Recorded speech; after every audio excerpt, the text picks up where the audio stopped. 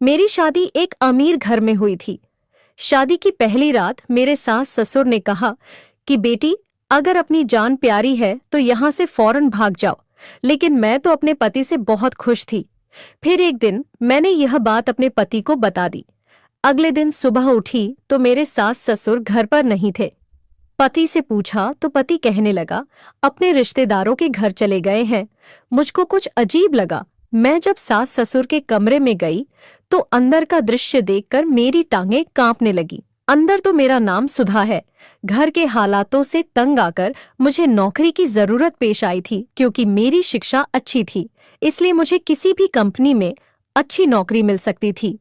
मुझे हमेशा से ही पढ़ाई का शौक था और मैंने अपने शौक को बहुत मेहनत से पूरा भी किया था। हम बहुत गरीब लोग थे। खानदान में कोई इतना पढ़ा लिखा नहीं था जितना कि मेरे पापा ने मुझे पढ़ाया था। इसकी वजह यह थी कि मेरे पापा पढ़ाई के मामले में कभी भी पुरानी सोच नहीं रखते थे कि लड़कियों को शिक्षा नहीं दिलवा चाहिए, बल्कि वह हमेशा इस बात को मानते थे कि लड़कियों को शिक्षा दिलवाना बहुत ज्यादा जरूरी है। उनकी यही बात, उनके यही सोच मेरे लिए बहुत अच्छी थी और मेरे लिए बहुत ही फायदेमंद साबित हुई थी कि उन्होंने मुझे कभी पढ़ाई से नहीं रोका था, जबकि हमारे रिश्तेदारों का यह कहना था, लड़की को पढ़ा लिखा कर क्या करना है, फिजूल में अपना पैसा बर्बाद कर रहे हो। एक ना एक दिन तो बेटी को बहाकर अगले घर चले जाना है। ऐसे में इस पर इतना पैसा खर्च करने की क्या जरूरत है। मेरी बुआ तो पापा को हमेशा से यही सलाह देती थी कि जल्द से जल्द बेटी की शादी कर दे, लेकिन मुझे अपनी शादी करने का कोई शौक नहीं था। मैं भी शादी नहीं करना चाहती थी। इससे पहले मुझे अपने पैरों पर खड़ा होना था। इसके बाद ही मैं शादी के बारे में सोच सकती थी। हम दो बहन भाई थे। मुझसे छोटा मेरा एक भाई था। मेरा भाई मुझसे काफी साल छोटा था। वह स्कूल जाया करता था। ऐसे में मेरे पापा घर में अकेले कमाने वाले थे, जबकि मैं उनका सहारा बनना चाहती थी। भाई छोटा था, इसलिए वह पापा के काम में हाथ नहीं बटा सकता था। इसलिए मैंने यही इरादा किया था कि जब तक मेरा भाई बड़ा नहीं होगा, मैं अपने पापा का हाथ बटाऊंगा, उनका सहारा बनूंगी और इस घर को चलाने में उनकी मदद करूंगी, क्योंकि मेरे पापा ने हमेशा से ही बहुत मेहनत की थी। उनकी मेहनत किसी से छिपी नहीं थी। वह न दिन देखते थे न रात देखते थे और हमारे लिए बहुत मेहनत करते थे। उन्होंने बहुत मेहनत से जायज तरीके से पैसा कमाया था और हम दोनों बहन भाइयों को पाला था। मेरी इच्छा पूरी करने के लिए मेरी इतनी ज्यादा फीस भरते थे कि इतनी उनकी हैसियत भी नहीं थी। घर में कम खर्च करते, अपने शौक पूरे नहीं करते थे, लेकिन मेरी पढ़ाई का खर्चा जरूर पूरा करते थे। मैं पढ़ लिख जाऊं और मेरा शौक पूरा हो जाए, पापा का यही सपना था। पापा ने कभी मुझे इस मकसद के लिए नहीं पढ़ाया था। बाद में मैं उन्हें पैसे कमा कर दूंगी। पापा सिर्फ और सिर्फ मेरा शौक पूरा करना चाहते थे। पापा अक्सर कहते थे कि वो अपने बच्चों के लिए उनकी हर इच्छा पूरी करना चाहते हैं, जिसमें मेरे बच्चों की खुशी हो। जिस हद तक पापा से मुमकिन होता था, वह हमारी खुशी के लिए सब कुछ करते थे। हमें उनसे कभी कोई शिकायत नहीं रही थी, जबकि मेरी माँ भी सारे मामले में उनका भरपूर साथ देती थी। मेरी माँ जहाँ एक बहुत अच्छी माँ साबित हुई थी, वहीं एक बहुत ही अच्छी पत्नी भी साबित हुई थी। वह मेरे पापा का हर कदम पर साथ देती। हर मुश्किल समय और हर आसान समय में उन्होंने एक साथ गुजारा किया था। यही वजह थी कि उन दोनों में बहुत मोहब्बत थी। जब मेरी माँ मुझे इस बात का जिक्र करती तो मैं सोचती, काश मेरा हमसफर भी ऐसा ही हो जैसे मेरे पापा हैं। हम अपनी छोटी सी जिंदगी में बहुत खुश रहा करते थे, लेकिन फिर जिंदगी में ऐसा तूफान आया जिसने सारी जिंदगी, सारी चीजें उलट पुलट कर रख दी थी। मेरी पढ़ाई, जो कि अब पूरी हो चुकी थी, उसी समय मेरे पापा ने मेरी शादी करने का फैसला कर लिया और मैंने भी उनकी बात पर ज्यादा ऐतराज नहीं उठाया था। पापा का कहना था कि मैं चाहता हूं कि मेरी बेटी जल्द से जल्द अपने घर की हो जाए। अपने पापा की खुशी के लिए मैंने हाँ कर दी थी। हालांकि मेरा शादी करने का कोई इरादा नहीं था, लेकिन पापा की खुशी के लिए मैंने हाँ कर दी। मैं तो चाहती थी कि मैं पापा का सहारा बनूं, लेकिन पापा का कहना था, अगर तुम शादी करके अपने घर की हो जाओगी तो फिर मैं निश्चिंत हो जाऊंगा, मुझे कोई चिंता नहीं रहेगी। पापा ने मुझे समझाया कि अगर तुम मेरी मदद करना चाहती हो तो इस तरीके से करो कि शादी के लिए राजी हो जाओ और मुझे मेरे फर्ज को पूरा कर लेने दो। मजबूरी में मैं शादी के लिए हाँ कर दी। मेरी हाँ सुनकर पापा बहुत खुश हुए थे। मैं अपने पापा को दुखी नहीं देख सकती थी। पापा ने मेरा बहुत ख्याल रखा था। ऐसे में मुमकिन ही नहीं था कि मैं इनकार कर पाती। पापा के दोस्त ने अपने बेटे के लिए मेरा हाथ मांगा। पापा खुशी खुशी रिश्ते के लिए राजी थे। मुझे पापा के इस दोस्त से कोई खास उम्मीद नहीं थी, लेकिन मैं यह सोचकर खामोश रही कि पापा मेरे साथ में जो करेंगे अच्छा ही करेंगे। शादी की सारी तैयारियां हो चुकी थीं। मेरे पापा ने मेरे लिए हर वो चीज खरीदी थी जो भी बाप अपनी बेटी को देने के बारे में सोचता है। मेरे पापा ने पूरी कोशिश की थी कि किसी चीज की कोई कमी न रहे। शादी की तारीख तय हो चुकी थी, लेकिन बदकिस्मती से शादी के एक हफ्ते पहले ही मेरे पापा का एक्सीडेंट हो गया था, जिसमें वह काफी बुरी तरह जख्मी हुए थे। वह अस्पताल में थे, जिसकी वजह से शादी रोकना पड़ी थी। उनके इलाज के लिए अच्छी खासी रकम की जरूरत थी। उनकी दोनों टांगें बुरी तरह से जख्मी हो गई थीं और उनके इलाज के लिए बहुत पैसे चाहिए थी, जबकि हमारे पास इतने पैसे मौजूद नहीं थे। ऐसे में मैंने अपनी कीमती चीजें बेच दी जो पापा ने बड़े प्यार से मेरे लिए बनवाई थीं। मेरे लिए तो सबसे ज्यादा जरूरी मेरे पापा की जिंदगी थी और उसके लिए मैं कुछ भी कीमत चुकाने के लिए तैयार थी। इसलिए मैंने अपनी दहेज की सारी कीमती चीजें बेच दी। पापा के दोस्त को जब इस बात का पता चला कि मैंने अपनी सारी ज्वेलरी और सारा कीमती सामान बेचकर पापा के इलाज पर पैसे लगा दिए हैं, तो फिर उन्होंने शादी के लिए साफ इनकार कर दिया। मैंने नहीं जानती थी कि इनकार की क्या वजह थी। ये तो मुझे पता था कि उनका मुंह में कोई खास दिलचस्पी नहीं थी। उन्हें तो बस पैसों और दहेज में दिलचस्पी थी जो पापा मुझे शादी के समय देने वाले थे। पर जब उनको मालूम हुआ कि सारी चीजें मैंने पापा के इलाज के लिए बेच दी हैं, तो अब शादी का कोई मकसद ही नहीं रह गया था। शुरू शुरू में तो पापा के दोस्त शादी को टालते रहे थे, लेकिन फिर धीरे धीरे समय गुजरने के साथ साथ उन्होंने अपनी असलियत दिखा दी थी। अपने बेटे की शादी किसी और घराने में तय कर दी। ऐसे में हमारे घर के हालात वक्त गुजरने के साथ साथ और खराब होने लगे थे। पापा के इलाज के लिए भी पैसे की जरूरत थी, तो फिर मुझे नौकरी करनी पड़ी थी। अब मेरे पास नौकरी करने की वजह भी थी, इसलिए मैंने नौकरी तलाश करना शुरू कर दी। नौकरी मिलने में मुझे ज्यादा समय नहीं लगा था। एक अच्छी कंपनी में मुझे नौकरी मिल गई थी। अच्छी तनख्वाह मिलती थी, जिससे हमारे घर के खर्चे पूरे हो जाते थे। पापा का इलाज भी चल रहा था। 2 साल से मैं नौकरी कर रही थी। कभी मेरे काम में कोई गलती नहीं हुई थी। मेरे सर मेरे काम से बहुत खुश थे। और फिर एक दिन उन्होंने ऐसी बात की जिसने मुझे पूरी तरह से हैरान कर दिया। मेरे बॉस ने मुझे शादी की ऑफर की, साथ ही यह भी कहा कि मैं तुम्हारे पापा की और तुम्हारे पूरे घर की जिम्मेदारी उठाने के लिए तैयार हूं। मुझे भला और क्या चाहिए था। ये सारी बातें सुनते ही मैं तो फौरन मान गई और शादी के लिए हाँ कर दी। मैंने अपनी माँ से भी इस बारे में मशवरा किया, तो उन्होंने भी यही कहा कि शादी के लिए हाँ कर दो, क्योंकि जितनी मेरी तनख्वाह थी, इसमें हमारे घर के सारे खर्चे मुश्किल से पूरे हो रहे थे। ऐसे में दूसरी कोई नौकरी भी नहीं कर सकती थी। एक साथ 2 नौकरियां करना कोई आसान बात नहीं थी। मेरे बॉस ने मुझे तो यह कहा था कि मेरे पापा का अच्छे हॉस्पिटल में इलाज करवाएंगे और हमारे घर का सारा खर्चा भी उठाएंगे। ऐसे में मुझे और क्या चाहिए था। मैंने शादी के लिए हाँ कर दी और बहुत जल्दी ही शादी करके मेरे बॉस मुझे अपने घर ले गए। मैंने यही सोचा था कि मैं उनके ऑफिस में वैसे ही काम करती रहूंगी, ताकि उनको यह ना लगे कि मैंने उनसे पैसे की खातिर शादी की है। मैं अपनी पूरी मेहनत करूंगी और कोशिश करूंगी कि अपनी मम्मी पापा और अपने भाई का खर्चा खुद उठा सकूं। वो मुझे अपने घर ले आए थे। उनका घर बहुत बड़ा था। मैं तो उसको देखकर हैरान हो गई थी। मैंने कभी नहीं सोचा था कि इतने बड़े घर में मेरी शादी हो सकती है।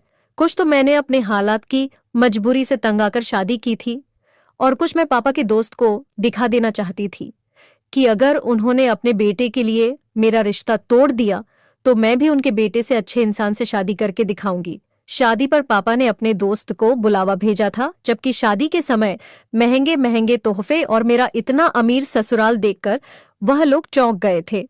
उस समय उनके चेहरे पर जो मैंने जलन के रंग देखे थे, मुझे बहुत सुकून मिला था। उन्होंने मुश्किल हालातों में हमारा साथ छोड़ दिया था। आज उनसे अच्छा घराने में मेरी शादी हो गई थी।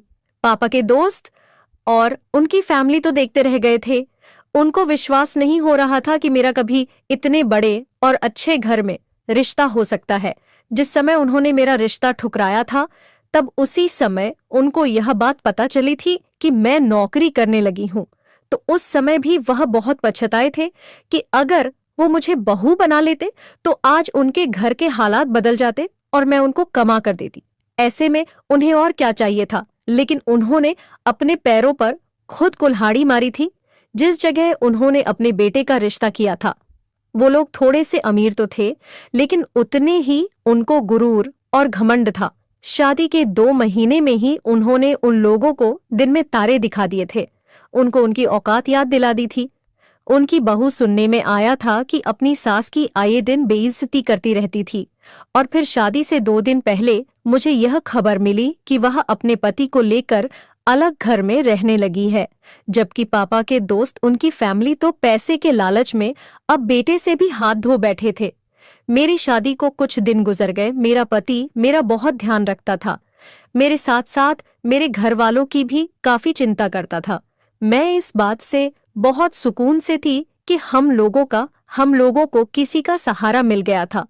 मेरे पापा का अच्छे अस्पताल में इलाज चलने लगा था, जिससे कि उम्मीद की किरण नजर आ रही थी कि मेरे पापा की टांगें जल्दी ही ठीक हो जाएंगी और जल्दी ही वह अपने पैरों पर दोबारा से खड़े हो जाएंगे। मैंने सोच लिया था, जैसे ही मेरे पापा की टांगें ठीक हो जाएंगी, मैं अपने पति संजय से कह दूंगी कि अब आपको मेरे माँ बाप के घर का खर्चा उठाने की जरूरत नहीं है। अब मेरे पापा खुद ही अपना खर्चा उठा सकते हैं। आपने हमारे लिए जो किया वह बहुत है। मेरे पापा बहुत खुददार थे। आज तक कभी उन्होंने किसी से मदद नहीं ली थी। वह बहुत ही मेहनत से अपने घर का खर्चा चला रहे थे। उन्हें बहुत बुरा लगता था कि मेरे पति उनके घर का खर्चा उठाते हैं, लेकिन मैंने पापा से वादा किया था कि पापा, आप जैसे ही ठीक हो जाएंगे, आप अपने खर्च खुद उठाना। आपको मेरे पति से खर्चा लेने कोई जरूरत नहीं है पापा। इसी शर्त पर माने थे कि बाद में मैं तुम्हारी एक एक पाई चुका दूंगा।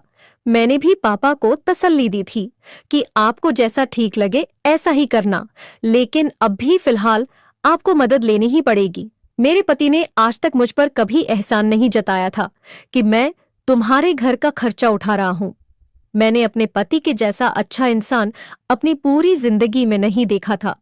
अपने सगे खून के रिश्ते बदल जाते हैं और मुश्किल समय में साथ छोड़ देते हैं, जबकि मेरे पति तो बहुत अच्छे थे।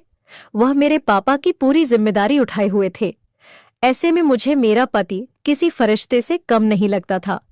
मैं दिल से अपने पति का बहुत सम्मान करती थी। मुझे ऐसा लगने लगा था कि जिंदगी में सारे दुख खत्म हो गए हैं।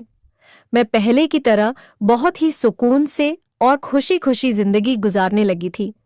शादी के कुछ दिन बाद से ही मेरी सास ने मुझसे यह कहना शुरू कर दिया कि बेटी यहाँ से भाग जाओ। उनके इस तरह कहने पर मैं काफी परेशान होती थी। वह ज्यादातर समय अपने कमरे में ही गुजारा करती थी। बहुत कम वो अपने कमरे से बाहर निकलकर घर में दिखाई देती थी। मैं जब भी उनके सामने जाती तो वह मुझसे यही बात करती कि बेटी यहाँ से भाग जाओ। जहाँ उनकी यह बात मुझे परेशान करती थी, वहीं मुझे डर भी लगा करता था कि भला मेरी सास मुझसे इस तरह की बातें क्यों कहती हैं। जब मैं उनसे पूछती कि आप ऐसा क्यों कहती हैं, भला मुझे इस घर में क्या डर है, तो फिर वह जल्दी से अपने कमरे में चली जाती और मुझसे कहती कि जो मैंने कहा है वही करो, उसमें तुम्हारी भलाई है, नहीं तो तुम बहुत बड़ा नुकसान उठाओ। हो सकता है अपनी जान से भी हाथ धो बैठो, लेकिन ऐसा तो कुछ भी नहीं था। संजय तो मेरा बहुत ध्यान रखती थी। उनका व्यवहार मेरे प्रति बहुत ही अच्छा था। मैं अब अपने कान खुले रखती कि कहीं मुझे कुछ ऐसा सुराग मिले जो मैं इस बात की सच्चाई का पता लगा सकूं कि आखिर मेरी सास ऐसा क्यों कहती है। मैंने ध्यान दिया कि घर के नौकर अपने कामों में व्यस्त रहते थे।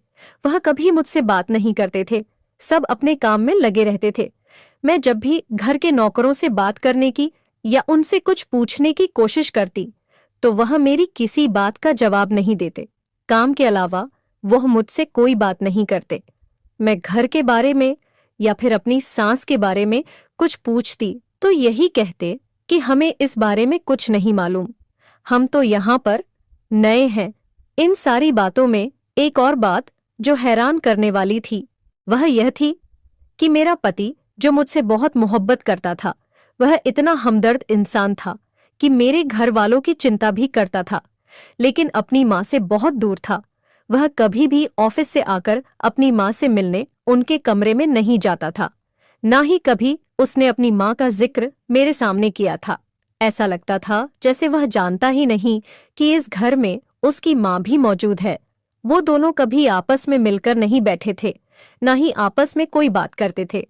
यहाँ तक कि मेरी सास खाना भी अपने कमरे में ही खाती थी। ऐसा कैसे मुमकिन था कि एक घर में सिर्फ 2 लोग मौजूद हैं और वह दोनों भी एक दूसरे से इतनी दूर है? ये बात काफी हैरान करने वाली थी। कोई बेटा अपनी माँ के साथ इतनी बेरुखी से कैसे पेश आ सकता है? वो भी संजय जैसा इंसान जिसके अंदर इतनी इंसानियत मौजूद थी, जो मेरे माता पिता का इतना ध्यान रखता था। उसे दूसरों की तकलीफ का कितना एहसास था। फिर भला वह अपनी माँ को इस तरह नजरअंदाज कैसे कर सकता था? सारी चीजें देखने के बाद भी मैंने अपने पति से अभी तक कोई बात नहीं की थी। मुझे डर था कि कहीं उसे मेरी कोई बात बुरी न लग जाए और मुझसे नाराज न हो जाए, जबकि मैं उन्हें बिल्कुल भी नाराज नहीं करना चाहती थी। उसकी मुझ पर और मेरे घर वालों पर बहुत एहसान थे। ऐसे में मैं किसी मामले में दखल अंदाजी ही नहीं कर सकती थी और मैं अपने काम से काम रखती। वैसे भी उसका और उसकी माँ का मामला था। मैंने यही सोचा था कि धीरे धीरे समय गुजरने के साथ साथ मौका देखकर इस बारे में बात करूंगी कि आखिर इस सब के पीछे क्या कारण है। लेकिन दिन बदन मेरी सास मुझे कुछ नया कह देती, कुछ ऐसा जिससे मैं परेशान हो जाती। उनकी बातों के साथ साथ मेरी बहुत सारी कीमती चीजें भी अब मेरे कमरे से गायब होने लगी थी। अब तो मुझे ऐसा लगने लगा था कि शायद इस घर में सच में कुछ अनहोनी घटनाएं होती हैं। शायद इसी वजह से मेरी सास मुझसे यही कहती है कि तुम इस घर से भाग जाओ। पहले तो सिर्फ और सिर्फ मुझे परेशानी होती थी, लेकिन अब मुझे डर लगने लगा था। इस घर में कुछ तो गड़बड़ थी। मेरे दिमाग में एकदम ख्याल आया कि इस घर में किसी भूत का साया तो नहीं, क्योंकि ऐसा कैसे मुमकिन था कि मेरी चीजें मेरे कमरे से गायब हो जाती थी, जबकि अपने कमरे की सफाई मैं खुद करती थी और कोई नौकर मेरे कमरे में मेरी बिना इजाजत के नहीं जाता था। वैसे भी नौकरों की हिम्मत नहीं थी, क्योंकि गुम हो जाने वाली चीजें कोई आम चीजें नहीं थी। 1-2 चीज गुम होने पर तो मैंने कुछ कहा नहीं, लेकिन जब यह सिलसिला नहीं रुका तो मैंने घर के सारे नौकरों को इकट्ठा करके उनसे पूछा, लेकिन मुझे इस बात से भी कुछ हासिल नहीं हुआ। सब ने इनकार में सर हिला दिया कि मेम साहब, हमने आपकी कोई चीज नहीं उठाई है। मेरी सास मेरे पति के ऑफिस जाने के बाद अपने कमरे से बाहर निकलती थी और मुझसे यही कहती कि अगर अपनी खैरियत चाहती हो तो इस घर से जितना जल्दी हो सके चली जाओ, इसी में तुम्हारी भलाई है। वो यह भी कहती कि यहाँ रहकर तुम अपने आप को बर्बाद करोगी, इस घर से जल्द जान छुड़ाकर भाग जाओ। कुछ दिनों से तो मैं यह सब कुछ बर्दाश्त कर रही थी, लेकिन जबकि यह सारी चीजें मुझे बहुत ज्यादा ही परेशान करने लगी थी, ऐसे में इस मुश्किल का कोई हल निकालना जरूरी हो गया था। मैं अपनी परेशानी खत्म करना चाहती थी और यह एक ही तरीके से हो सकती थी कि मैं अपने पति से बात करूं और इस बात की तह तक जाऊं, जबकि मेरी सास तो पूछने पर मुझे कुछ बताती ही नहीं थी। मैंने अपने पति से बात करने का फैसला कर लिया और उनके आने का इंतजार करने लगी। संजय के आते ही मैंने मौका देखकर यह बात संजय से की थी। सारी बात उसको बताई कि किस तरह तुम्हारी माँ कुछ दिनों से मुझे परेशान कर रही है। आखिर इन सब बातों के पीछे क्या कारण है? मैं जानना चाहती थी कि अगर कोई वजह थी तो वह मुझे साफ साफ बता दे, लेकिन संजय का कहना था कि ऐसा कुछ नहीं है और इस समय मैं बहुत थका हुआ हूं, इसीलिए अब इस बारे में कोई और बात मत करना। यह कहकर संजय सोने के लिए लेट गए। सुबह जब मैं उठी तो मेरी सास पूरे रे घर में कहीं मौजूद नहीं थी। मुझे लगा अपने कमरे में होंगी। संजय के जाते ही वह बाहर आ जाएंगी। लेकिन संजय के जाने के बाद भी मेरी सास कमरे से बाहर नहीं निकली। तब मैंने उनके कमरे में झांक कर देखा। मैंने नौकरों से पूछा तो उन्होंने भी कह दिया कि बड़े मेम साहब तो घर पर ही नहीं है। मैं बहुत हैरान हुई।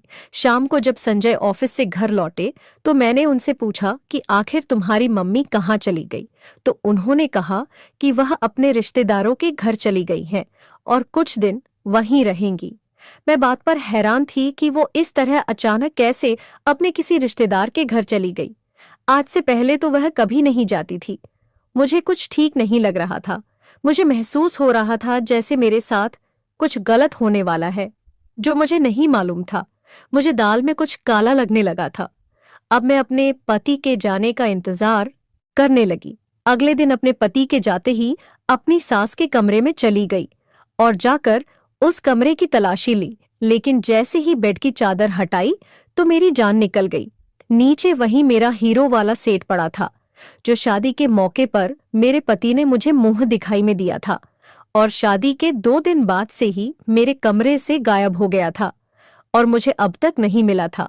मैं इस बात पर हैरान थी कि मेरी सास के कमरे में कैसे आया और यह सेट उनके बेड के नीचे क्या कर रहा था। क्या यह सर्ट मेरी सास ने चुराया था? लेकिन भला वह ऐसा क्यों करेंगी जबकि वह खुद इस घर की मालकिन है। मुझसे ज्यादा तो उनका इस घर पर हक था। वो इतने सालों से इस घर में रह रही थी। उनके पास इस तरह के बहुत सारे सेट मौजूद होंगे, तो उन्हें क्या जरूरत थी कि वह मेरा सेट चोरी करती। हो सकता है शायद किसी नौकर ने यह हरकत की हो, लेकिन अगर किसी नौकर ने हरकत की थी तो वह उसे चोरी करके अपने साथ ले जाता। उसने मेरी सास के कमरे में क्यों रखा था? मैंने उस सेट को वहां से उठा लिया और पूरे कमरे की तलाशी लेनी शुरू कर दी। मुझे वहां से बहुत सारी चीजें मिली। सारी चीजें मेरी ही थीं, जो शादी के बाद से गुम होने लगी थी। मैं तो यह समझ रही थी कि वह सारी चीजें शायद इस वजह से गुम हो रही है कि इस घर में कोई साया मौजूद है, लेकिन हकीकत तो ये थी, ये सारी चीजें मेरी सास के कमरे में मौजूद थी। तो क्या मेरी सास चोर थी, जो सामान को चोरी करके यहाँ रख रही थी? लेकिन मेरी सास ऐसा क्यों कर रही थी? मुझे समझ नहीं आ रहा था और फिर अचानक ही न जाने कहाँ चली गई है। ये दोनों ही बातें मुझे परेशान किए जा रही थी। घर के नौकर से पूछने पर मुझे यह मालूम हुआ कि बड़ी बेगम साहिबा सुबह से ही घर से चली गई हैं। कहाँ गई हैं और क्यों गई हैं, ये किसी को मालूम नहीं था। मेरे पति का कहना था कि वह अपने रिश्तेदारों के घर गई हैं, लेकिन मुझे आज भी वह दिन याद है जब मैं ऑफिस में काम करती थी।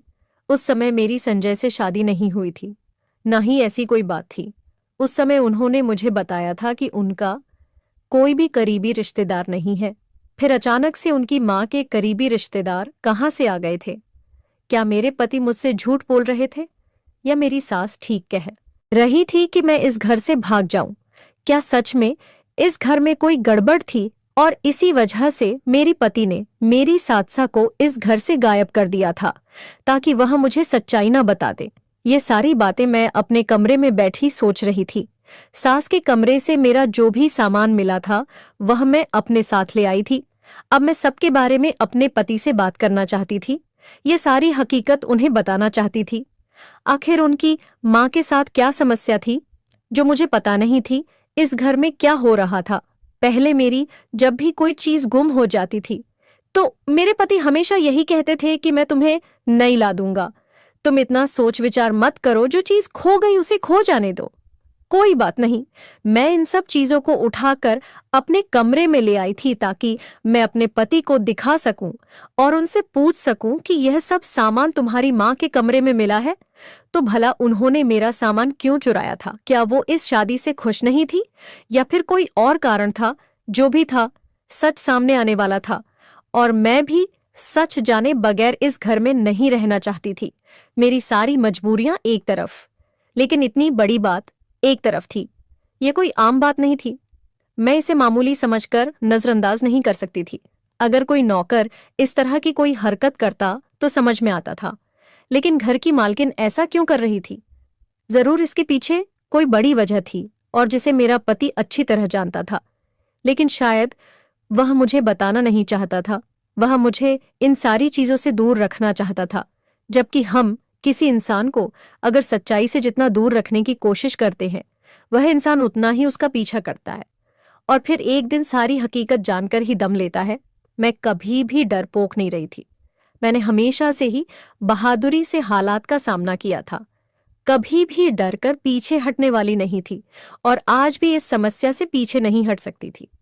अगर इस राज के जानने की कीमत मुझे यह चुकानी पड़ती कि मुझे यह घर छोड़कर जाना पड़ता, तो मैं यह कीमत भी अदा करने को तैयार थी। मैं जानती थी कि मुझे अपने पति की इस समय सबसे ज्यादा जरूरत थी, क्योंकि एक तो उसने मुझे अपने घर में पनाह दी थी, मुझे इज्जत दी थी, मान दिया था, और दूसरा उसका मुझ पर बहुत बड़ा एहसान था कि वह मेरे घर वालों का भी बहुत ध्यान रखता था। लेकिन इसके बावजूद भी इतनी बड़ी बात को छुपाकर खामोशी से मैं नहीं रह सकती थी। मुझे अब अपने पति के आने का इंतजार था। उसके आते ही मैंने वह सारी चीजें उसके सामने रख दी और उससे पूछने लगी कि यह सब क्या है। ये सारी चीजें देखकर वह खामोश हो गया।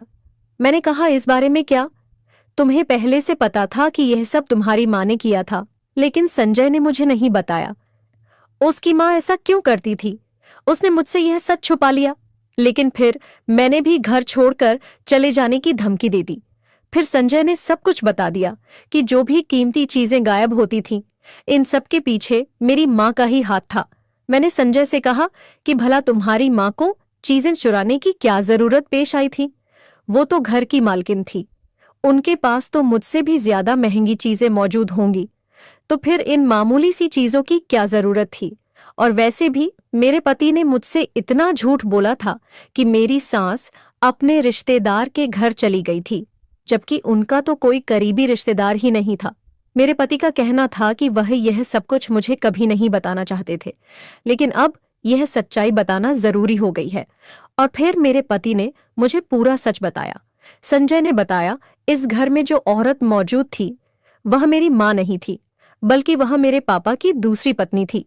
मेरी असली माँ तो मुझे जन्म देते समय मर गई थी, जबकि औरत मेरे पापा के ऑफिस में काम करती थी और मेरे पापा की एक मामूली सी सेक्रेटरी थी, जिसने दौलत की खातिर लालच में आकर मेरे पापा से शादी की थी। ये पापा के मुकाबले में उम्र में बहुत छोटी थी, मेरे पापा जो कि एक बेटे के बाप थे। ऐसे में यह औरत कम उम्र होने के साथ साथ खूबसूरत भी थी और इसी वजह से वह मेरे पापा को फंसाने में कामयाब हो गई थी। उसने अपनी अदाओं के जाल में मेरे पापा को फंसा लिया और शादी करने पर राजी कर लिया था। संजय ने बताया कि उस समय मैं बहुत छोटा था जब मेरी माँ मर गई थी। मेरे दादा को भी लगने लगा था कि इस घर में एक औरत की जरूरत है जो छोटे बच्चे का ख्याल रख सके। छोटे बच्चे को माँ की जरूरत है। संजय ने बताया, उस समय में 8 साल का था जब मेरे पापा ने दूसरी शादी की थी और इस औरत को घर ले आए थे। मुझे इस औरत से कोई जाति दुश्मनी नहीं थी, लेकिन जैसे जैसे समय गुजरता गया इसकी असलियत खुल गई थी। वह बहुत ही चालाक औरत होने के साथ साथ धोखेबाज भी थी। उसने सिर्फ अब दौलत के लिए शादी की थी और इस घर में आने के लिए मेरे पापा को तो वह किसी खातिर में नहीं लाती थी। उनके सामने उनकी तारीफ करती और फिर बाद में अपनी दोस्तों में बैठकर उनकी हंसी बनाया करती थी और उन्हें बूढ़ा कह कहकर बात का कर करती थी। यह भी कहती कि मैं कहाँ इस बुढ़े से शादी करके फंस गई हूँ। मैं उस समय 8 साल का था और छोटा था, लेकिन सब समझता था। मुझे वह औरत अब बुरी लगने लगी थी जो मेरे बाप के बारे में ऐसा सोचती थी, मेरे पापा के पैसों पर ऐश करती थी और मेरे पापा को ही बुरा कहती थी। मैं अपने पापा के बहुत करीब था, लेकिन दौलत हासिल करने के लालच में मेरे पापा से इस औरत ने मुझे दूर कर दिया था।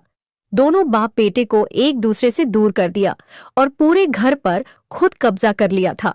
इस घर से कीमती चीजें चुराकर ले जाया करती और अपने रिश्तेदारों के घर पहुंचा देती और मेरे पापा के सामने कहती कि तुम्हारे बेटे संजय को गलत लत लग गई है। वो घर का कीमती सामान ले जाकर बेच देता है और बाहर अय्याशियां करता है। जब मेरे पापा घर पर नहीं होते थे तो सारा सारा दिन बाहर घूमा करती थी, सारे काम अपनी मर्जी से करती थी। मेरे पापा ने भी उस समय उसे पूरा हक दे रखा था कि वो जो चाहे कर सकती है। इस औरत ने मेरे ऊपर बहुत जुल्म ढाए थे। इसने मेरे बाप को मुझसे दूर कर दिया था। समय का काम है गुजरना, लेकिन उसके साथ बहुत कुछ बदल जाता है। हमारे घर में भी बहुत कुछ बदल गया था। कल तक जो सारे हक और घर की बागडोर इस औरत के हाथ में थी, आज वो मेरे पास है। पापा ने मरने से पहले वसीयत बना दी थी, जिसमें सारी दौलत उन्होंने मेरे नाम कर दी थी। पापा के मरने के बाद मैंने पूरा बिजनेस संभाल लिया। जब मेरी सौतेली माँ को पता चला कि उनके हाथ अब कुछ भी नहीं आने वाला, तो उन्होंने हालात के सामने सर झुका दिया और मेरे कहने के अनुसार इस घर में रहने लगी थी। मैं सिर्फ इंसानियत के नाते इस औरत को घर में रख रहा था, क्योंकि मेरे बाप ने इससे शादी की थी और अब इसका कोई और ठिकाना नहीं था। मैंने उसे इस घर में रहने की जगह दे दी थी। लेकिन जब से मेरी शादी तुम्हारे साथ हुई थी, इस औरत ने ठान ली थी कि मेरा घर बसने नहीं देगी। इसीलिए वो तुम्हें यहां से भाग जाने को कहती थी कि कहीं तुम इस घर में रहकर जगह ना बना लो, इस घर की मालकिन ना बन जाओ। मैं काम की वजह से सारा दिन घर से बाहर रहता था। ऐसे में पूरे घर में मेरी सौतेली माँ की ही मर्जी चला करती थी। इसीलिए तो वो मेरे घर से तुम्हें निकालना चाहती थी। वह तुम्हें डराती थी ताकि डरकर तुम यहां से भाग जाओ। तुम्हें लगे इस घर में कोई भूतिया साया है और तुम यहां से चली जाओ। संजय की बात सुनकर अब मेरे दिल को सुकून हो गया था। मैंने अपना घर छोड़ने का इरादा छोड़ दिया। सारी सच्चाई खुलकर मेरे सामने आ गई थी। तो यही वजह थी कि मेरा पति अपनी माँ की कोई इज्जत और सम्मान नहीं करता था, न ही उनके साथ ज्यादा बात करता था। इंसानियत के नाते उन्होंने अपनी सौतेली माँ को घर पर रखा हुआ था। और जब संजय को यह बात पता चल गई कि उनकी सौतेली माँ उनके घर को तोड़ना चाहती है, तो संजय ने अपनी सौतेली माँ को उसके किसी रिश्तेदार के घर भेज दिया। संजय ने मुझे बताया, अब मेरी सौतेली माँ हमेशा अपने रिश्तेदार के घर ही रहेगी, इस घर में कभी नहीं आएगी। ये पूरा घर तुम्हारा है, इस घर की मालकिन तुम हो। मैं नहीं चाहती थी कि वह औरत इस घर से जाए। मैं तो सच्चाई जानना चाहती थी, लेकिन संजय ने अपना घर टूटने से बचाने के लिए उस औरत को यहां से भेज दिया था। संजय ने मुझे बताया कि तुम मुझे पहले दिन से ही पसंद आ गई थी। जब ऑफिस में तुम्हारा पहला दिन था, उसी दिन मैं तुमसे मोहब्बत कर बैठा था। लेकिन मुझे पता चला कि तुम्हारी मंगनी हो चुकी है, इसलिए मैंने अपने कदम आगे नहीं बढ़ाए थे। लेकिन फिर बाद में पता चला कि तुम्हारी शादी टूट गई है और तुम्हारे परिवार को मदद की जरूरत है। इसलिए मैंने तुम्हारी तरफ कदम बढ़ाए और तुम्हें मदद करने की पेशकश रखी और तुम्हारे साथ शादी करने के लिए कहा था, संजय की पत्नी बनकर। आज मैं बहुत खुश हूं। संजय ने हमेशा मेरा ध्यान रखा। अब मेरे पापा बिल्कुल ठीक हो गए हैं। वह अपने घर की जिम्मेदार अब खुद ही उठा रहे हैं। भगवान से प्रार्थना करती हूँ कि मेरे माँ बाप हमेशा सुखी रहे और मेरा पति भी हमेशा खुश रहे। हमारे बीच प्यार मोहब्बत ऐसे ही बना रहे। तो दोस्तों, आज की हमारी यह कहानी आपको कैसी लगी कमेंट बॉक्स में जरूर बताना। तो प्लीज लाइक करना। रोज एक नई कहानी सुनने के लिए हमारे चैनल को सब्सक्राइब करना। कहानी को अंत तक सुनने के लिए आप लोगों का बहुत बहुत धन्यवाद दोस्तों। मिलते हैं अगली किसी नई कहानी के साथ।